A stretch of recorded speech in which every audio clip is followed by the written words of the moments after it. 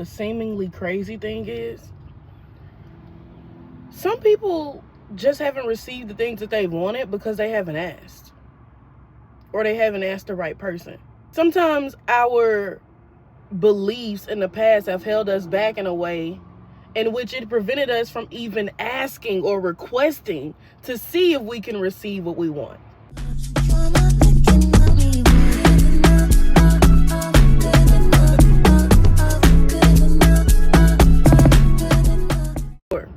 Maybe you were raised to be a go-getter. Sure. Maybe you just don't like asking people for stuff. Sure. Maybe you're struggling, so you feel like everybody else is struggling. I'm here to tell you that those beliefs are only true if you hold them to be true.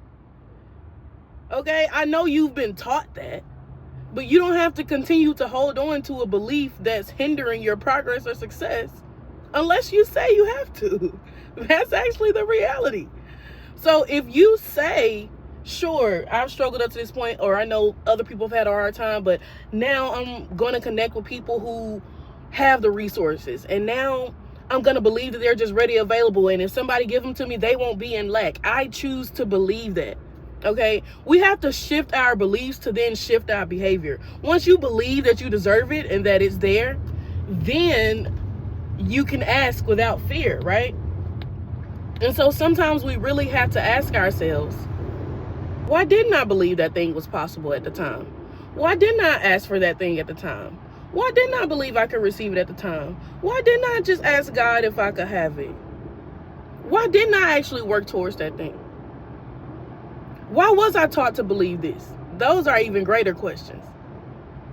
Why did my mom teach me to believe this? Why did my grandmother feel like she couldn't do those things, and so she instilled those things in me? We have to ask ourselves these questions, because sometimes it does have a logical answer, right? Like back in the day, if your elders were teaching you certain beliefs, we have to think logically and remember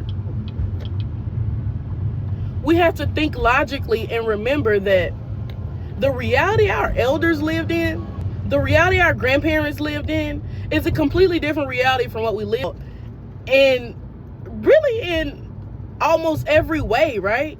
And so we have to take that into account when we are reflecting on our own behaviors and what we're doing or not doing to reach the success that we desire in any facet of our life.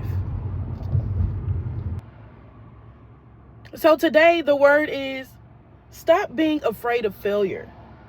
Okay? This is not to say that you're going to fail. Okay? And failure is only final when we give up. But I say that to say,